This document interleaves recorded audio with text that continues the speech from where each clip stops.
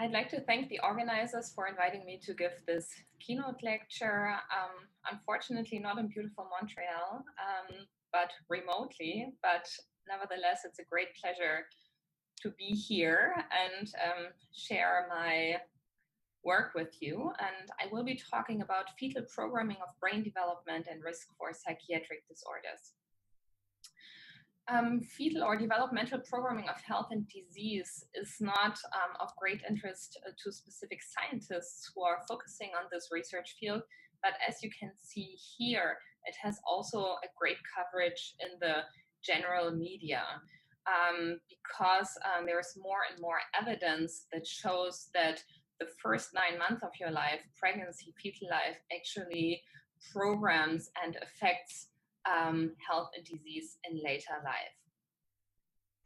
This research field has really been influenced a lot by work that was, among others, led by David Barker, who showed in large epidemiological studies that there was an association between birth phenotypes and developmental risk, which is a developmental risk factor for later diseases. And he and many other groups in these epidemiological studies could show that adverse birth phenotypes, like a low birth weight and a shorter length of gestation, were risk factors for basically all common complex disorders like hypertension, coronary artery disease, and others, including psychopathology. What is pretty clear is that it's not the adverse phenotype itself that's increasing risk for these disorders, but it is conditions that the mother brings to the pregnancy or that she's exposed to during pregnancy that affect these birth phenotypes, but that also affect fetal development all through pregnancy. So people are now focusing more on the actual prenatal conditions that may increase risk for later health and disease. And I'm very interested in maternal stress and how maternal stress can affect later health and disease, and how stress can be transmitted from the mother to the fetus. And that is what I will be talking about today. Before I talk about this, I'd like to give a general definition of what we mean when we talk about fetal or developmental programming.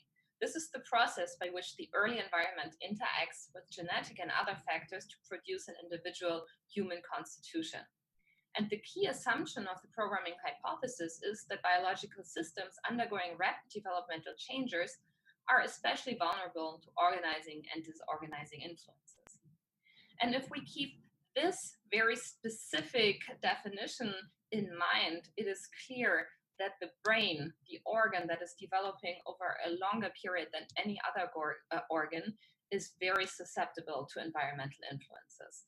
Because there's, as I said, no other organ that develops over such a protracted period of time, which is apparent considering that the brain, with its 100 billion neurons and 100 trillion connections, results from the just 3 millimeter long neural tube that gets formed shortly after just a conception.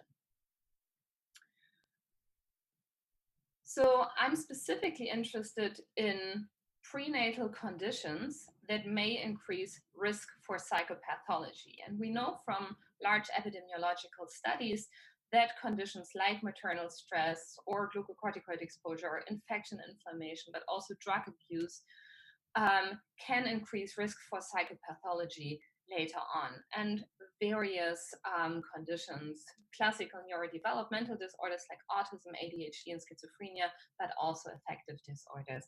And there's even emerging evidence, at least in animal studies, that maybe even neurodegenerative diseases have their origins in early life.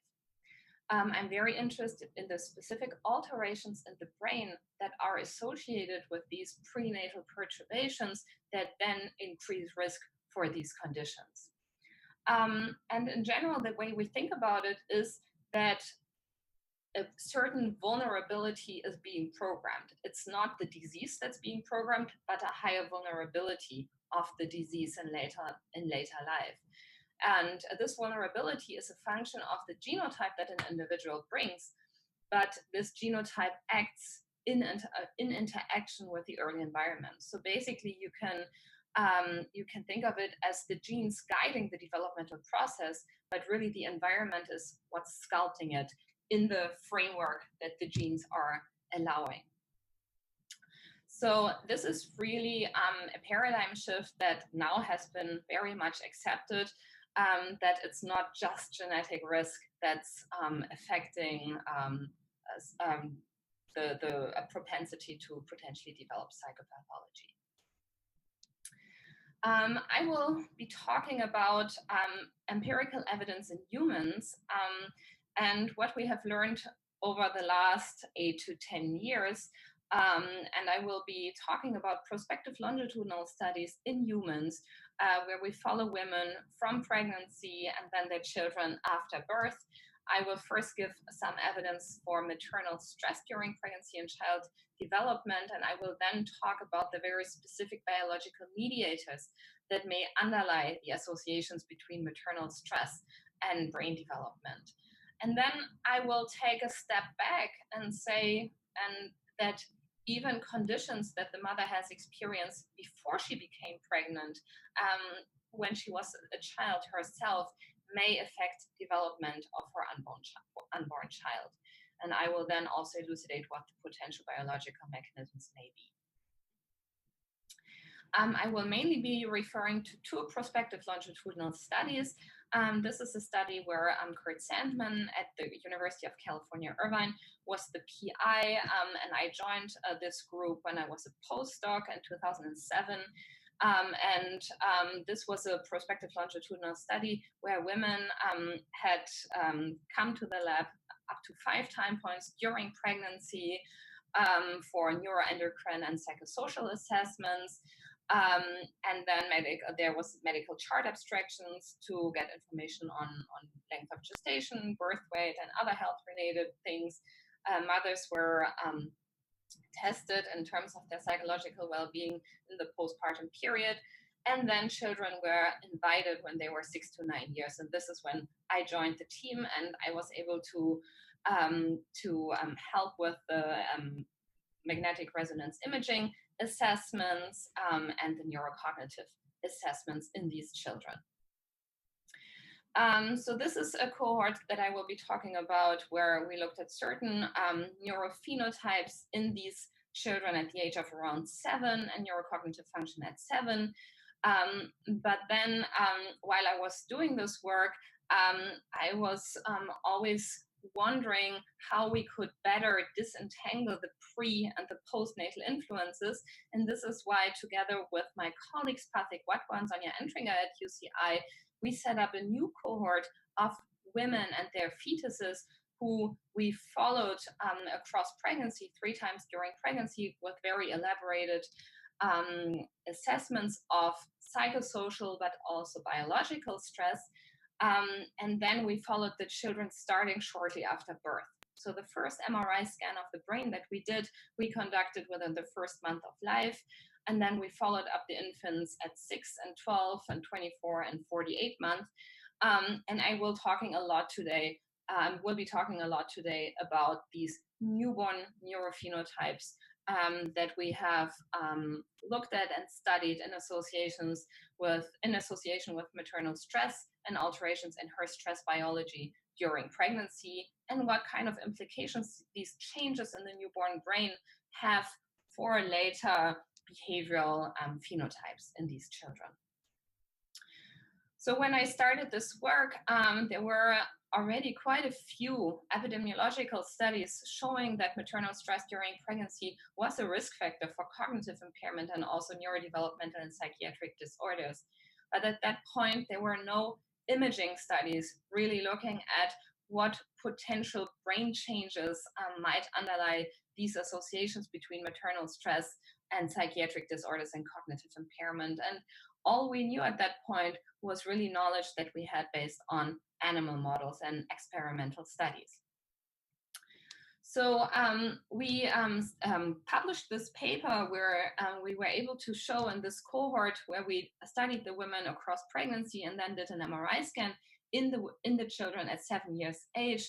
We were able to show that higher pregnancy anxiety in the mothers was associated with lower gray matter volume in the prefrontal cortex, the premotor cortex, the medial temporal lobe, the lateral temporal cortex, the postcentral gyrus, as well as the cerebellum extending to the middle occipital gyrus and the fusiform gyrus.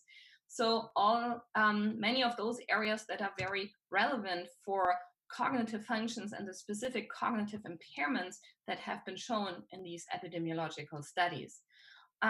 We then later, when the sample size was larger, conducted cortical thickness analyses and looked at associations between maternal depressive symptoms during pregnancy and cortical thickness. What you see in blue here are associations between higher maternal depression and lower cortical thickness. And the strongest associations we saw were between prenatal depression and cortical thickness in the right prefrontal cortex, the medial postcentral, and the lateral ventral pre- and postcentral regions. And very markedly was the reduction in cortical thickness here in the prefrontal cortex. We specifically looked at the cortical thickness of the frontal pole, and were able to show that the thinner cortex in the frontal pole area mediated the association between higher maternal depressive symptoms and externalizing symptoms in the child. In the cohort where we obtained the first MRI scan shortly after birth, we recently found that higher maternal stress during pregnancy is associated with smaller hippocampal volume already in the newborn. And we were very interested in whether this newborn reduced hippocampal volume predicted later cognitive function. And we looked at the cognitive developmental scale of the Bayley, but there was no main effect of hippocampal volume and Bayley performance. But what we interestingly found was that the size of the hippocampus might affect how the postnatal environment, in this case, environmental enrichment, was able to predict cognitive function. So basically what we showed was that children who as newborns had larger hippocampal volumes, they benefited more from environmental enrichment than in terms of the cognitive function than children who as newborns had smaller hippocampal volumes. So this really brings up this idea of differential susceptibility and underlying factors of this differential susceptibility, because it is known that not every individual is equally susceptible in a positive and negative way to environmental influences. And it also brings up the concept of conditional probability. So here we have the prenatal environment, prenatal stress, that already determines, or not determines, sorry, but is associated with a certain brain structure and the size and integrity of a certain brain structure, here the hippocampus, and then this smaller or larger hippocampus then gets exposed to a certain environment and is more or less able to respond to this. We are also very, very interested in the specific biological underlying mediators that may potentially account for the long-term changes that we see in the brain and in behavior in association with prenatal stress exposure. And when we are talking about stress, one of the most important, or one very important mediator is cortisol that might really mediate the association between maternal stress during pregnancy and later brain development. So what we looked at in our newborns and 1-year-old children of these mothers in the cohort that I just introduced to you was a DNA methylation. And we specifically focused on methylation of those CPGs that have, in this paper by Nadine Provençal, been shown to be responsive to prenatal glucocorticoid exposure. And indeed, what we found was that higher maternal depressive symptoms during pregnancy was associated with methylation of this glucocorticoid responsive score. And what was also very interesting was that in turn, this lower score, this lower methylation score, then predicted hippocampal volume. So a lower methylation score was associated with lower hippocampal volume. So it might potentially underlie this association between prenatal stress and depressive symptoms and hippocampal volume. I told you that when I started this work, there were no imaging studies out there showing any associations in humans between maternal stress, depression, anxiety, and any kind of brain outcomes, MRI-based brain outcomes. As you can see here, the picture has changed dramatically over the last years, especially over the last 5 years. And at this point, there has been evidence that maternal stress, depression, anxiety is associated with alterations in brain anatomy and connectivity in fetuses, in newborns and children, and in adolescents and young adults.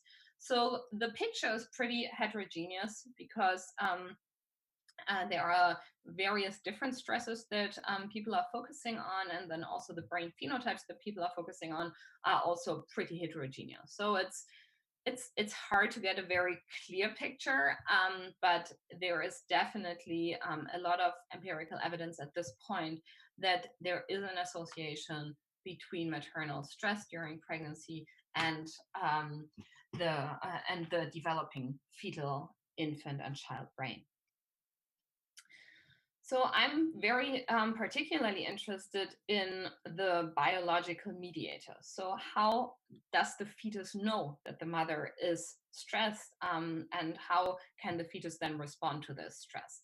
So as you might have noticed is that I'm not giving a very specific stress definition. This is the case because I don't really believe that there are certain stressors that are more harmful than others in terms of affecting or altering fetal brain development.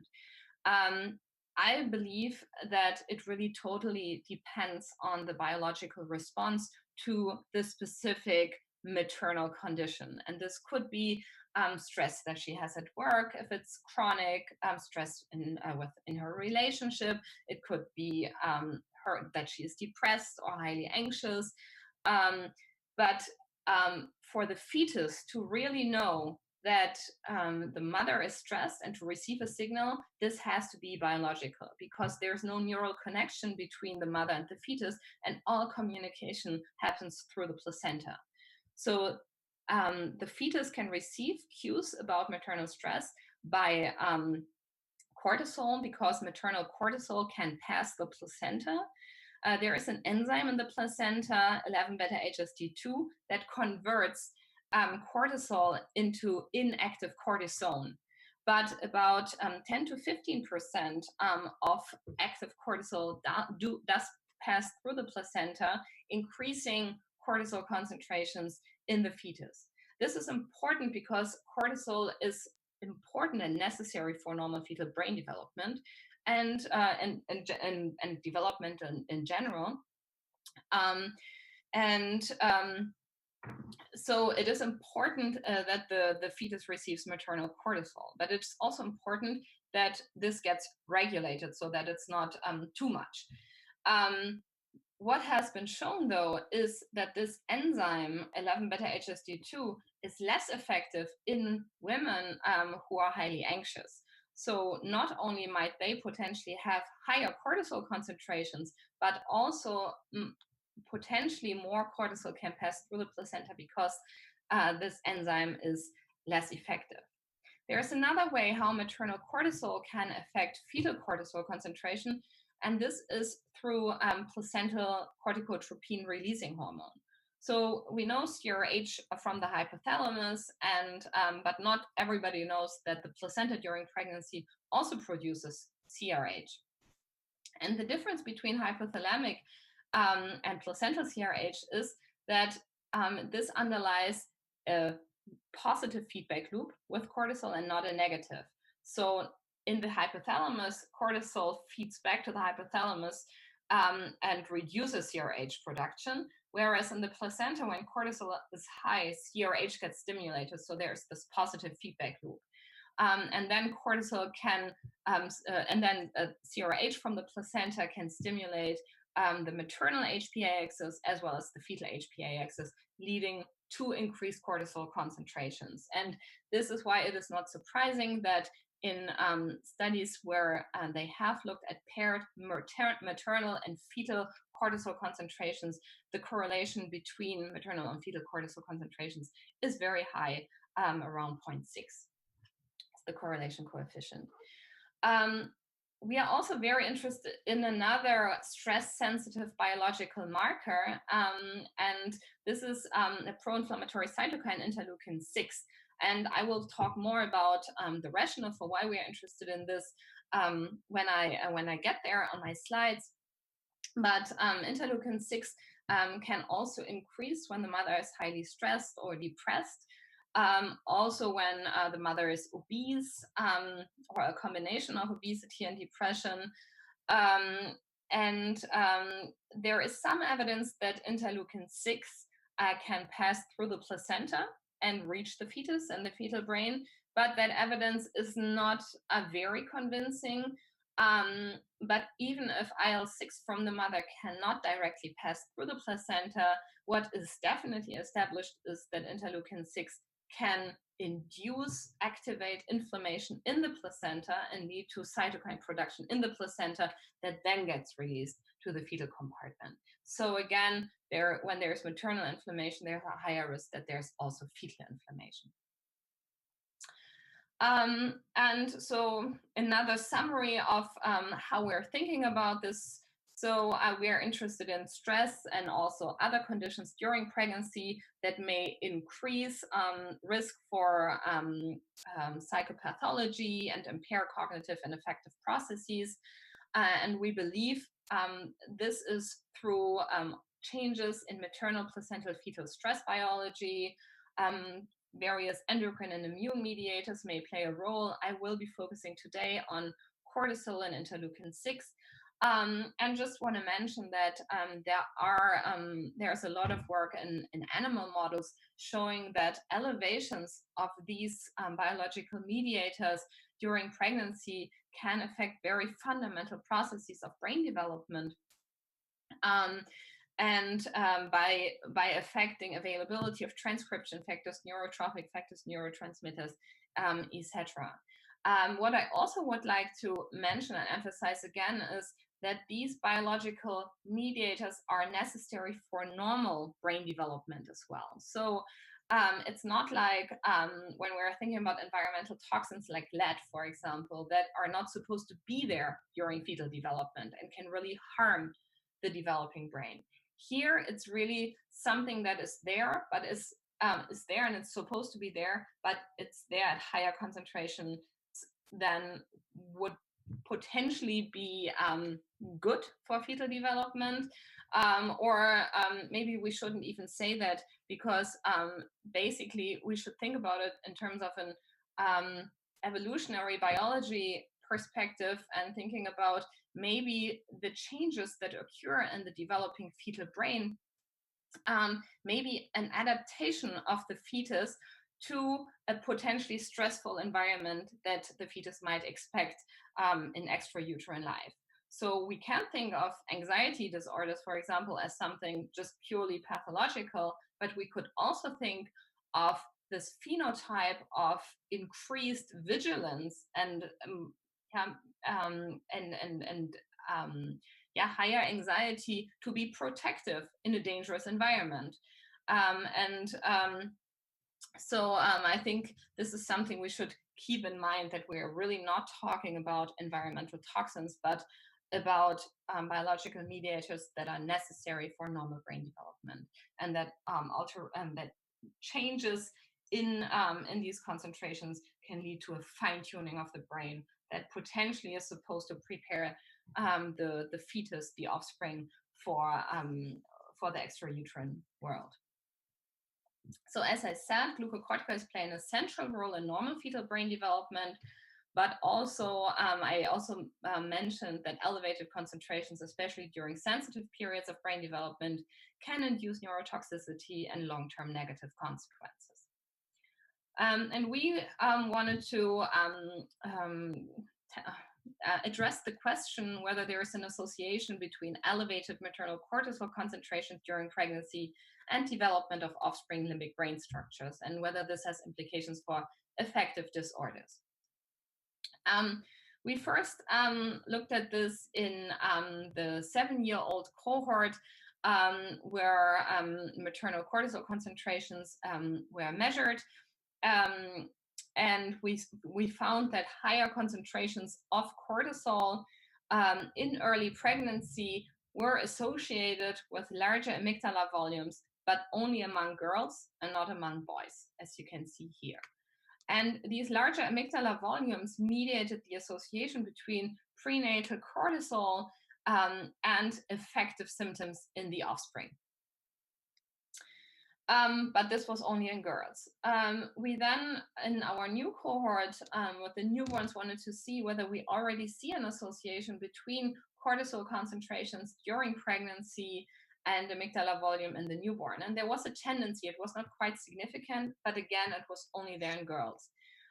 What we did see, though, was that elevated maternal cortisol was associated with stronger amygdala connectivity, again, only in girls, to brain regions involved in sensory processing and integration, like the supramarginal gyrus, the superior temporal gyrus, as well as stronger connectivity between the amygdala and the default mode network, the precuneus and the inferior temporal gyrus.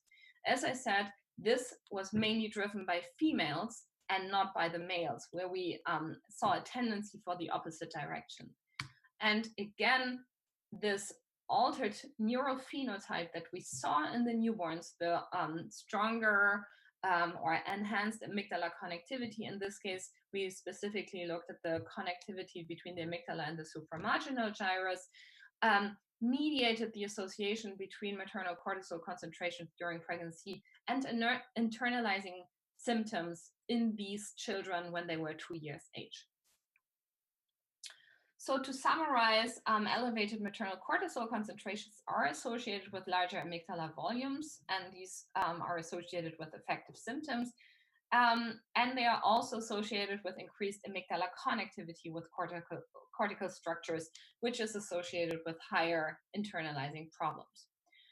And this potentially supports higher vigilance, as I previously said, in offspring of mothers who experience high stress during pregnancy and could increase risk for affective and anxiety disorders. The question is now, how do we explain this sex-specific susceptibility? So in general, I have to say that there is evidence for sex-specific fetal programming, but it is not clear, there's not a clear picture that you would say males are protected and females are more vulnerable, or vice versa. But it really seems to depend on the specific prenatal condition and also on the outcome that you're looking at. But in our studies, when we're looking at neurodevelopmental outcomes in association with cortisol concentrations during pregnancy, we in general see females more affected than males. We don't really know why this is, why there's this higher sex-specific susceptibility to higher cortisol concentrations, but it might have something to do with sex differences in the timing of glucocorticoid receptor expression in the fetal brain. It could also have something to do with sex differences in placental glucocorticoid receptor functioning. Not everybody is aware or is thinking about the fact that the placenta is a fetal organ. So there is a male and a female placenta, and it's actually emerging evidence that the male and fetal placenta are quite different, and that could play a role here in the transmission as well. And then also there are sex differences and consequences of chronic stress in adults that have been shown. And what has been shown, for example, is dendritic expansion of medial prefrontal cortex neurons in females, but retraction in males. So it's not. I mean, there is some evidence, some potential explanations, but we don't really know yet why females might be more susceptible than males. I'd like to now talk about maternal inflammation during pregnancy, and why we specifically focus on interleukin-6 as one specific stress-sensitive mediator and fetal brain development. We know that the prenatal inflammatory milieu is a risk factor for various neurodevelopmental disorders. This is known based on influenza studies, for example, showing an heightened risk for schizophrenia, for example. Furthermore, a broad range of gestational conditions that have been identified as risk factors for altered offspring development, like obesity, inflammation, and psychological stress, are associated with elevated interleukin-6 concentrations. And what is really interesting and what really suggests that interleukin-6 specifically might play a role is that when maternal inflammation is induced in the animal model, if you give an interleukin-6 antibody, there are no expected effects on stress reactivity, social deficits, and learning. So this is why we think interleukin-6 is potentially a special cytokine and a special immune mediator that's stress sensitive and worth looking at. Also, as I said earlier, there is some evidence for maternal interleukin-6 to cross the placenta, but the evidence is not completely convincing. But there's good evidence that when there's elevated maternal interleukin-6 concentrations, that these might stimulate placental cytokine production and then a release of a higher concentration of inflammatory cytokines to the fetal compartment and to the fetal brain. So what we saw here was that higher maternal interleukin-6 concentrations were associated with larger amygdala volumes in the newborn offspring. And here we did not see any sex differences. Males and females were equally affected, if you want to say that,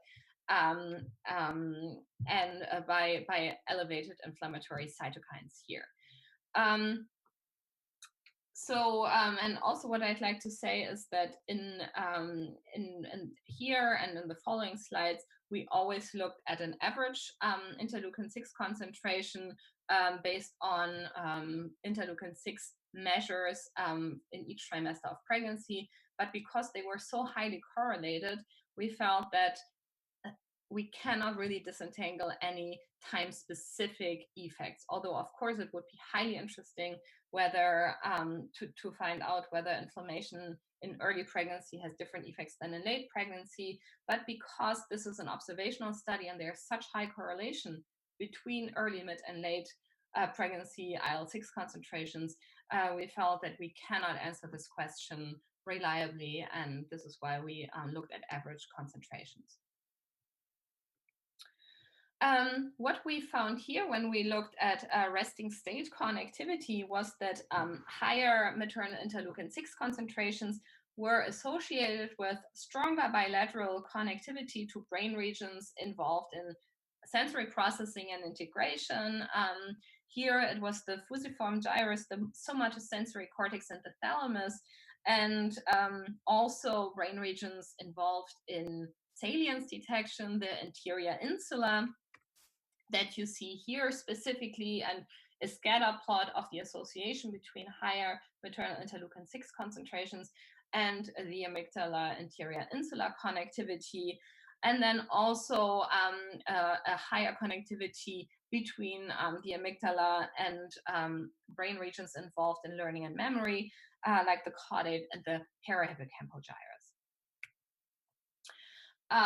This work was then expanded by my colleague Damien Fair, who I've been conducting all the resting state work with, and he really took the lead on these analyses that I'm showing here, where we looked at maternal IL-6 concentrations during pregnancy and whole brain functional connectivity. And what we found here was that higher IL-6 was associated with altered within and between network connectivity. And so within network connectivities, with networks that themselves were altered in association with higher interleukin-6, were the salience network, the dorsal attention network, and the visual network. But then there was also alterations between network connectivity, and this was especially pronounced for subcortical, dorsal, and ventral attention networks, where the connectivity between these networks was altered in associations with elevated maternal IL-6 concentrations. We also conducted diffusion tensor imaging, and here focused very specifically on the uncinate fasciculus, which connects the temporal lobe with the inferior frontal gyrus, and is important for higher order cognition and emotional regulation. And structural integrity of the uncinate fasciculus has been linked to several neurodevelopmental and psychiatric disorders that are characterized by common underlying symptoms of socio-emotional and cognitive deficits. So what we did is we did analyses of fractional anisotropy, and we did this in close collaboration with Martin Steiner and John Gilmore at the University of North Carolina. And we did analyses along the whole tract of the uncinate fasciculus. And I think especially during development, this is quite important because different areas of the tract mature at different rates. So here, I think it would be, we would potentially not see some interesting patterns if we were just looking at an average FA value across the whole tract. And what we found bilaterally was an association between higher interleukin-6 concentrations and lower fractional anisotropy. So we want to call it in the very broadest sense a potentially lower maturity of this tract of the uncinate fasciculus in this specific region. And what I'm showing you here is that the region along the tract where we see these this reduction in fractional anisotropy is really where the tract passes the amygdala. And you see the scatter plots here for maternal IL-6 and a fractional anisotropy of the left uncinate fasciculus and the right uncinate fasciculus. So really a clear bilateral pattern. We were able to also collect MRI scans in 1-year-olds, but we weren't quite as successful as in the neonates. And here we have an overlapping sample of only 32, where we have newborn scans and 12-month scans. And what you can see here is that at 12-month age, there is no association anymore between maternal IL-6 during pregnancy and fractional anisotropy in the uncinate fasciculus.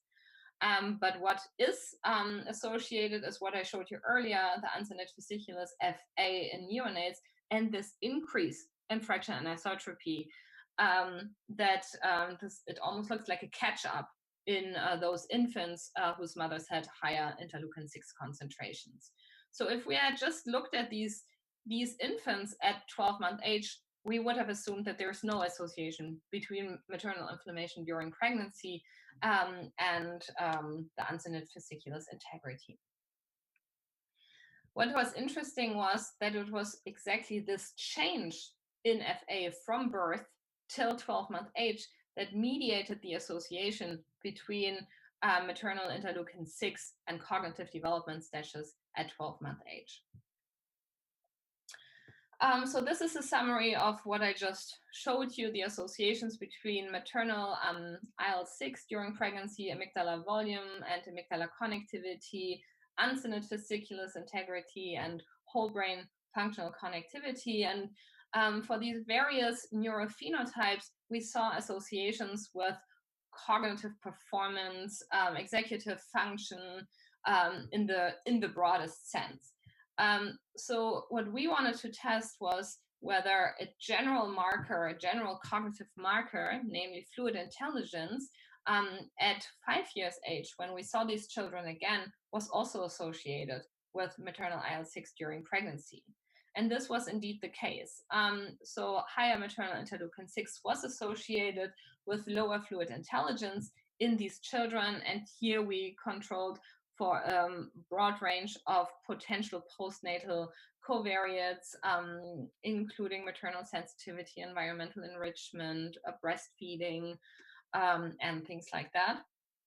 And then we also wanted to see whether we can identify certain anatomical changes in the brain that might mediate this association.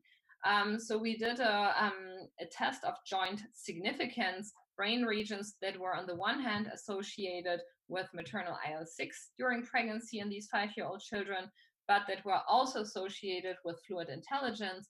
And what stuck out was the pars triangularis, where that mediated the association between maternal IL-6 during pregnancy and fluid intelligence in these children. We are not the only group publishing in humans on maternal immune activation and immune processes and fetal and infant brain development. There are some very important papers that have emerged over the last years. Here, a paper that looked at maternal immune activation, inflammation during pregnancy, and functional connectivity of the salience network in newborns, and they related this to fetal and toddler behavior. Then here a study that didn't include MRI measures, but in a very large Finnish cohort showed associations between maternal inflammation and neurodevelopmental delay in their offspring. And then here a nice paper that recently was published by Damien Fair and his colleagues, where they looked at longitudinal amygdala development in rhesus macaques in association with maternal interleukin-6 during pregnancy.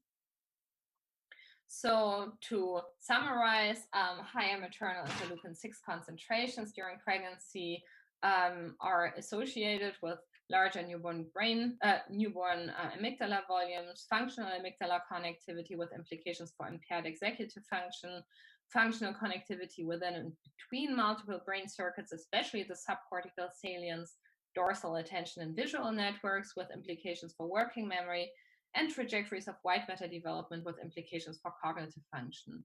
And also I showed you that in the preschool children, there was an association with lower fluid intelligence.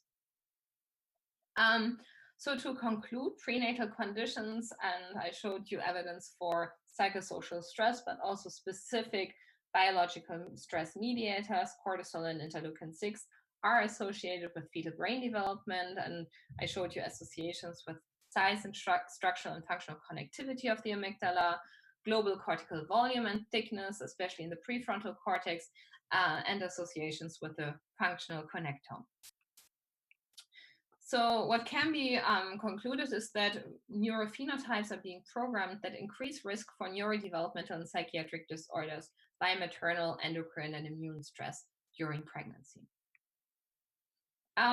I would like to now shift gears a bit, as I said earlier, and talk about the possibility that not only what the mother experiences during her pregnancy might affect her fetus and her offspring's development, but potentially also things that the mother has experienced long before she became pregnant. And I'm very interested in the intergenerational transmission of maternal childhood trauma. So we know that childhood trauma is a risk factor for psychiatric disorders. It's probably the biggest and best predictor for depressive symptoms or and depressive disorders in later life. Also, specific biological alterations are known in association with childhood trauma, like altered HBA axis activity and inflammation. And also, there are various health outcomes that are also associated with childhood trauma, like obesity. So if we think about these conditions, we would assume that a woman, once she becomes pregnant, she brings these physiological alterations to her pregnancy. I just want you to keep this in mind. When we think about this epidemiological evidence showing that maternal childhood trauma is associated with an increased risk for behavioral problems like internalizing and externalizing disorders, autism spectrum disorders, and also perinatal complications. And in these studies, the association between maternal childhood trauma and these conditions in her offspring are seen even if the child herself or himself has not been exposed to trauma. We know that unfortunately there is a cycle and a higher risk of a child being exposed to neglect or abuse. If the parents have been exposed to neglect or abuse, there is this cycle. But even if this cycle is disrupted, there is the potential for intergenerational transmission. And the question is why? So, as I just alluded to, there is a higher risk for kind of postnatal adversity in infants whose mothers have been exposed to childhood trauma, because the risk of maternal depression is higher. There are more parenting difficulties among these mothers, and those are all risk factors for psychiatric neurodevelopmental disorders in the child. But what we are very interested in, because we want to know when is the earliest time point for transmission, because when we want to think about long term on the horizon how to intervene, we should intervene as early as possible. And this is why we want to think about whether this transmission can potentially already occur during pregnancy, during fetal life, by altered maternal placental fetal stress biology that's associated with childhood trauma. Because we would assume that if this is the case in the non-pregnant state, this would also transfer to pregnancy. And this is what we're summarizing here in this conceptual framework figure, where we are saying that the various sequelae that are associated with childhood trauma, so psychological symptoms like depression and PTSD, and biological changes, biophysical risk factors and behavioral risk factors, and also trauma in adult life, that's a higher risk for, that these women are at higher risk for, might all affect the biological state that the mother enters pregnancy with and has during pregnancy. And this, as I just showed you on the previous slides, can affect fetal brain development and thereby the fetal developing brain. But also there is evidence that maternal parenting behavior is altered in association with childhood trauma, but there's evidence that even this is already primed during pregnancy. So potentially by focusing on pregnancy, we might not only change the prenatal environment for the better, but potentially even the postnatal environment as well. So as I said, we assume that there are biological alterations during pregnancy in association with maternal childhood trauma, and that is indeed the case. There's evidence for altered cortisol concentrations measured in saliva and in hair, higher inflammation during pregnancy. We have also shown that placental CRH is increasing more steeply over the course of gestation. And I showed you or I explained to you how this might then affect higher cortisol concentrations in the mother and in the fetus. So this might be an important pathway as well. And we've also shown that maternal thyroid hormones are altered, and there's evidence for subclinical hypothyroidism in association with maternal childhood trauma that could also affect fetal brain development. So we thought if we want to make the case that potentially childhood trauma, maternal childhood trauma gets transmitted, or the sequelae of maternal childhood trauma gets transmitted already during pregnancy, we would see changes in the fetal brain already shortly after birth. And that's exactly what we looked at. So Molly Marr, a graduate student with Alice Graham and Damien Fair at OHSU, who, as I said, I'm working very closely with all the resting state analyses, has conducted analyses on the association between maternal childhood trauma and amygdala connectivity. And we did not see a main effect of maternal childhood trauma, but what we saw was something that has been observed in the past, that it's only those women who also develop depressive symptoms who develop who show, for example, differences in hippocampal volume. And what we see here is the same for the offspring. Only in women who have been exposed to childhood trauma and who have depressive symptoms during pregnancy, there are specific differences in newborn amygdala volume, and we see heightened amygdala connectivity to regions involved in sensory and emotion processing, like the orbitofrontal cortex, the mid-cingulate cortex, the superior temporal gyrus, the middle temporal gyrus, and the fusiform gyrus.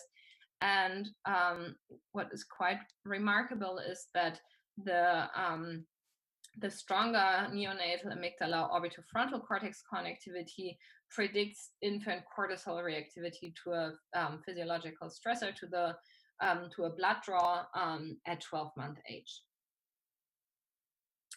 We also looked at whole brain volume in the newborns and actually did see that there was a main effect of maternal childhood trauma and brain volume. So we saw overall smaller brain volumes in newborns whose mothers reported some form of maltreatment during pregnancy, and this was mainly driven by gray matter volume.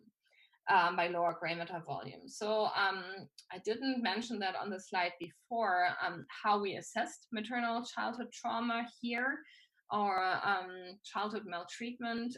This was the same cohort that I introduced to you, where we did the newborn MRI assessments. And we let the mothers during pregnancy fill out the childhood trauma questionnaire. So a very standardized questionnaire that gives you information on physical and sexual abuse and emotional abuse and physical and emotional neglect during pregnancy, or anytime, not during pregnancy, sorry, during childhood. And the way we did the group analysis, the way we formed the binary groups, maltreatment or no maltreatment, was if women endorsed neglect or abuse experiences on at least one of the 5 scales at least a moderate level, then we considered them in the maltreatment group, or if that was not the case, in the comparison group. And we saw that about 1/3 of our women did endorse at least one of these categories, at least at a moderate level. And this is about the prevalence that one would expect for childhood maltreatment, about 1/3.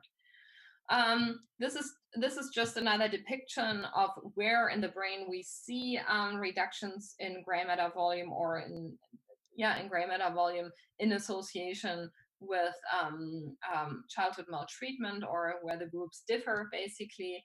And we couldn't really say that there were specific brain regions where this was that were driving this effect, but it was more a general global reduction in gray matter volume. We then again were interested in whether this brain volume in the newborns predicted any outcomes at 2 and at 5 years age, and looked at cognitive performance and executive function. And again, we did not see a main effect. But again, we were then interested in looking at whether how big the brain is in a newborn potentially affects how responsive it is to the environment. And we did a behavioral assessment of maternal sensitivity at 6-month age, and looked at this interaction between newborn total brain volume and maternal sensitivity in predicting these cognitive outcomes at 2 and 5 years. And actually, we're able to show that only in infants who had a larger brain volume as newborns, there was a positive association between maternal sensitivity and working memory and set shifting. And the same pattern was true for task switching and general cognitive abilities at 5 years age. So again, there's this idea of conditional probabilities. So there is a very early, potentially preconceptional risk factor that interacts with a prenatal risk factor, depressive symptoms, that leads to a certain neurophenotype that then determines how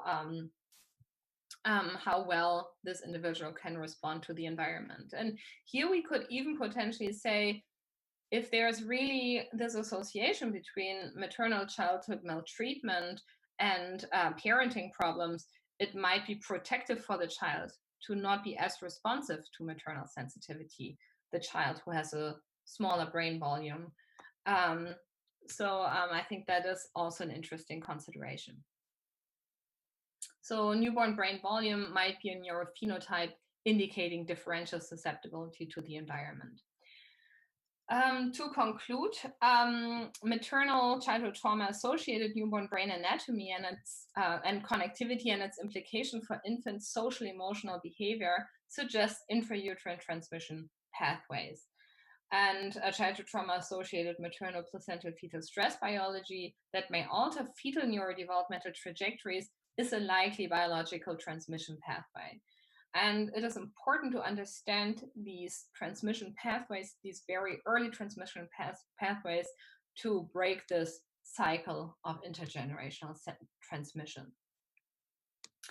I'd like to conclude with this quote that is so very true, that it is easier to build strong children than to repair broken men. So we have to think about how to provide the best quality environment early in life, so that the fetal brain can, the fetal and infant brain can develop in a healthy manner and increase health across the lifespan. I would like to thank you for your attention, and I of course would like to thank my collaborators at the Charité and also at the University of California, Irvine. I mentioned Sonja Entringer and Patrick Watwa, and I should also mention Jared Rasmussen, who I've done a lot of the imaging analyses with. And then my colleagues at McGill University, who I would have liked to meet during this conference, who I'm working on the DNA methylation with, and then my colleagues at OHSU that I mentioned several times, Damien Ferrer and Alice Graham, very prominently. And then I'd also like to specifically thank my collaborators at UNC, John Gilmore and Martin Steiner. So I hope you're enjoying this remote conference. And again, I'd like to thank you for your attention.